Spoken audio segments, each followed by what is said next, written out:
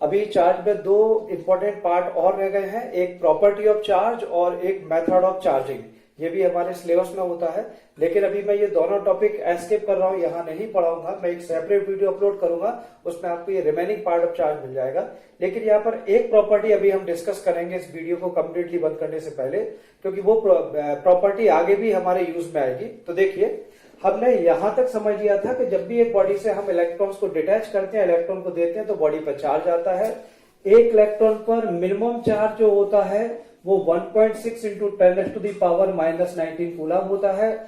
एक इलेक्ट्रॉन अगर बॉडी से लूज होगा तो उस पर इतना पॉजिटिव आएगा, एक इलेक्ट्रॉन देंगे तो उतना ही इस पर नेगेटिव आएगा। प्रोटॉन्स की संख्या हमेशा फिक्स होती है, हमेशा लॉस और गेन किसका होता है? सिर्फ इलेक्ट्रॉन का होता है। तो अगर मैं एक बॉडी से 10 इलेक्ट्रॉन्स, 5 इलेक्ट्रॉन्स, 2 इलेक्ट्रॉन डिटैच करता हूं तो चार्ज कैसे अपीयर होगा? तो सिंपल है, जब भी हम इलेक्ट्रॉन को डिटैच करेंगे तो ये इंटीजर नंबर पे होगा 1, 2, 5, 10। हम 2.5, 3.5, 4.75 ऐसी क्वांटिटी इलेक्ट्रॉन की ब्रेक करके बाहर नहीं निकाल सकते। It always comes with their odd value, पूरा एक इलेक्ट्रॉन से बाहर निकल के आएगा। ठीक, तो मैंने यहां पर एक फॉर्मुलेशन किया, मैंने इस तरीके से लिखा Q इक्वल टू NE। ये सिंबल है 1.6 इंटू 10⁻⁻19, पूरा लिखने से अच्छा है हम खाली इतना लिख देते हैं E। इसका मतलब यह है कि जब भी बॉडी पे चार्ज होगा वो चार्ज कितना होगा? 1.6 इंटू 10⁻⁹, उसमें कोई ना कोई इंटीजर वैल्यू मल्टीप्लाई हो रही होगी। ठीक, ये हमारा कंसेप्ट है। ठीक, अब मैं एक सिंपल सा एग्जांपल देता हूं। आप कुछ बच्चों के लिए ये टॉपिक बहुत इजी लगता है, फिर भी समझने के लिए समझ लीजिए। अगर मैं ऐसा बोलता हूं कि एक बॉडी पे चार्ज है 6.4 इंटू 10⁻⁻90, मतलब मैं इसको ऐसा लिखूंगा 4 इंटू 1.6 इंटू 10⁻⁻19 कूलम। इसका मतलब यह हुआ कि इस बॉडी पर जब 6.4 इंटू 10⁻⁻19 कूलम चार्ज आया है तो इससे हमने 4 इलेक्ट्रॉन्स वहां से डिटैच किया, वहां से निकाले हैं, तब ये चार्ज आया है। अगर मैं यहां पर माइनस साइन लगा देता तो मैं बोलता इतने इलेक्ट्रॉन इसको दिए गए। ये कंसेप्ट समझ में आ गया। अब इस कंसेप्ट का हमें एक इंपॉर्टेंट कंक्लूजन देखना है। देखिए, अगर मैं ऐसा बोलता हूं, यहां से देखें फिर से बेटा, अगर मैं ऐसा बोलता हूं कि एक बॉडी पे चार्ज है that is 1 coulomb plus 1 coulomb, कितने इलेक्ट्रॉन्स इसमें से हमने निकाले हैं? मैंने फॉर्मूला अप्लाई किया Q equal to NE। N मुझे निकालना है, Q अपॉन E। सिंपल है, 1 कूलम चार्ज है, 1 कूलम चार्ज होगा क्या? 1.6 into 10⁻⁻19 multiply by some integer number, ऐसा होगा। तो N equal to 1 coulomb charge और 1 इलेक्ट्रॉन के चार्ज से डिवाइड करोगे तो नंबर ऑफ इलेक्ट्रॉन्स हमें मिल जाएंगे। देखिए मैं अप्लाई कर रहा हूं, 1 कूलम अपॉन 1.6 इंटू 10⁻⁻19 कूलम। इसे आप सॉल्व कीजिए, सॉल्व करने के बाद जो आपका रिजल्ट आएगा वो ये आएगा 6.25 इंटू 10⁻18 इलेक्ट्रॉन। इसका मतलब यह है कि जब हम एक मटेरियल से, एक बॉडी से 6.25 इंटू 10⁻18 इलेक्ट्रॉन्स को टेक आउट करेंगे, बाहर निकालेंगे, तब जाके इस पर 1 कूलम चार्ज डेवलप होगा। इसका मतलब है, इसको देख के ये नहीं सोचना है कि sir 1 is a small value, 100, 500 ये वैल्यू बड़ी होती है। 1 is not a small value in case of charge. 1 coulomb charge obtain करने के लिए कितने इलेक्ट्रॉन निकालने पड़ रहे हैं? 10⁻18। इतनी पॉपुलेशन नहीं है पूरे वर्ल्ड की जितने इलेक्ट्रॉन हमें निकालने हैं। इसका मतलब है अगर एक बॉडी को 1 कूलम से इलेक्ट्रीफाई करोगे तो इट्स अ ह्यूज चार्ज, एक बॉडी पर बहुत ज्यादा इलेक्ट्रिफिकेशन हो चुका होगा। ये इसका पूरा मतलब होगा। ये बात अच्छे से समझ में आ गई, मेथड समझ में आ गई, हम इसको किस तरीके से सॉल्व करते हैं।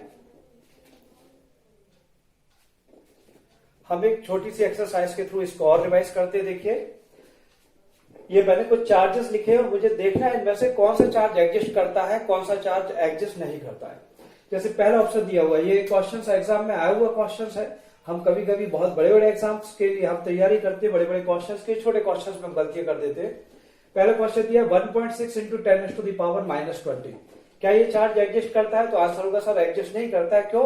क्योंकि ये लिखा हुआ है minimum possible charge is 1.6 into 10⁻⁻19 coulomb. एक बॉडी से आप मिनिमम 1 इलेक्ट्रॉन निकाल सकते हो या 1 इलेक्ट्रॉन दे सकते हो, तब minimum possible charge appeared on the body will be 1.6 into 10⁻⁻19। इसका मतलब है ये चार्ज एग्जिस्ट नहीं करेगा। क्लियर? अब मैं बात करता हूं 1.6 इंटू 10⁻⁻19, सेकेंड ऑप्शन है। आप बोलोगे सर ये चार्ज एग्जिस्ट करेगा, और माइनस साइन इंडिकेट क्या कर रहा है कि इस बॉडी ने एक एक्स्ट्रा इलेक्ट्रॉन गेन किया है, इसको दिया गया है। जैसे ही अगला हमने देखा 4.2 इंटू 10⁻⁻19, बच्चे अपने मनी मन में 16 की टेबल पढ़ना शुरू करते हैं, बोलते सर 16 की टेबल में 42 नहीं आता है, इसका मतलब है ये इंटीजर मल्टीपल नहीं होगा, राइट, ये एग्जिस्ट नहीं करेगा। इसमें बच्चे गलतियां कर देते, जल्दबाजी में देखते 4.8 इंटू 10⁻⁻18, उनको लगता है 4.8 तो टेबल में आता है, -18 ने गड़बड़ की है, ये एग्जिस्ट नहीं करेगा। जबकि बेटा -18 का मतलब क्या है देख लीजिए, 4.8 को मैं लिख रहा हूं 3 इंटू 1.6 और 10⁻⁻18 को लिख रहा हूं मैं -19 इंटू 10, करेक्ट। 3 इंटू 10 कितना हो गया बेटा, 30 इंटू 1.6 इंटू 10⁻⁻19। इसका मतलब है अगर आप 30 इलेक्ट्रॉन्स डिटैच कर दोगे, बाहर निकाल दोगे, तो बॉडी पर इतना पॉजिटिव चार्ज आ जाएगा। क्लियर है, इसका मतलब है ये चार्ज भी क्या करता है, एग्जिस्ट करता है। यहां तक बात बेटा सभी को समझ में आ गई है। अब एक लास्ट कंसेप्ट जो चार्ज से रिलेटेड नहीं है, but it is very important to learn the physics, physics सीखने के लिए जरूरी है। अब मैं आपके सामने कुछ एग्जांपल्स दे रहा हूं, बेसिक कंसेप्ट समझना। ये अब 11 12 कंटिन्यूसली आप जब तक फीस पढ़ेगी, ये 3 तरीके की चीजों से आप डील करोगे जिसमें आपको कंफ्यूजन होता है। देखिए मैंने ऐसा लिखा A = 3 जूल, देखिए अच्छे से। B = मैंने लिखा -5 जूल, क्लियर। फिर मैंने लिखा A = 3 न्यूटन, B = -5 न्यूटन। मैंने लिखा A = 3 कूलम, B = -5 कूलम। मेरा क्वेश्चन है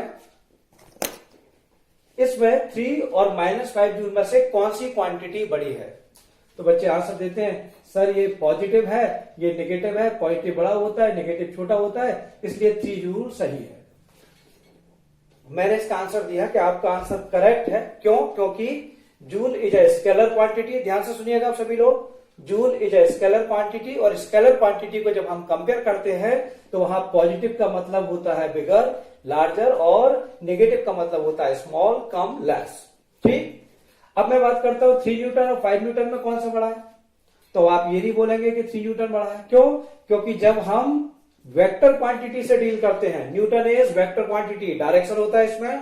जब हम वेक्टर क्वांटिटी से डील करते हैं तो यहां प्लस और माइनस का मतलब क्या होता है, देयर डायरेक्शन।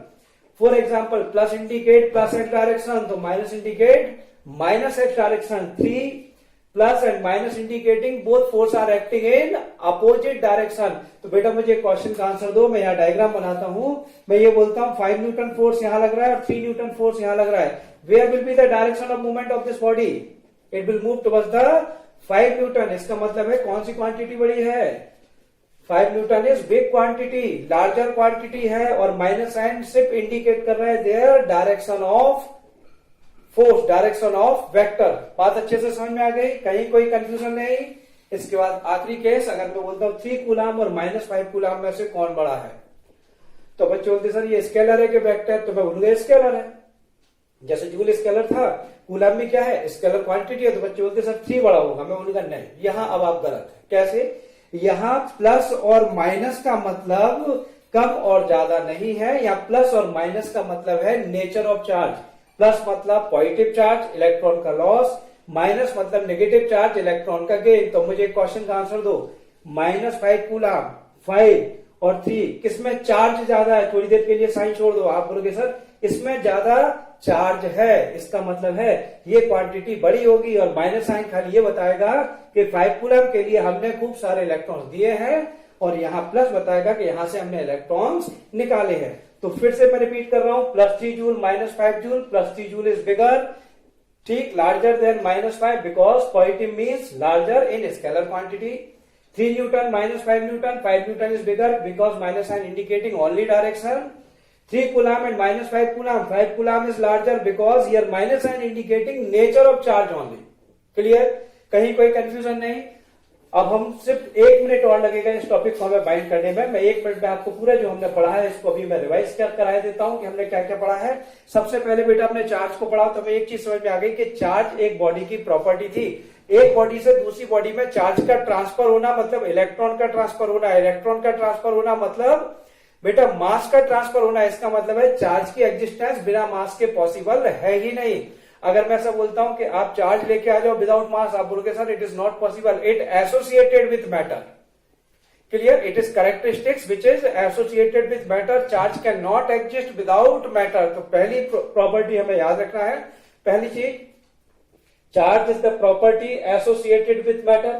ठीक, मैं बोलूंगा क्या करता है ये, तो मैं बोलूंगा कि इस प्रॉपर्टी के आने के बाद चार्ज हमें इलेक्ट्रिक फील्ड और मैग्नेटिक फील्ड प्रोड्यूस करता है, और इलेक्ट्रिक फील्ड और मैग्नेटिक फील्ड को चार्ज बॉडी एक्सपीरियंस करती है। तो मैं पूरी डेफिनेशन बोल सकता हूं।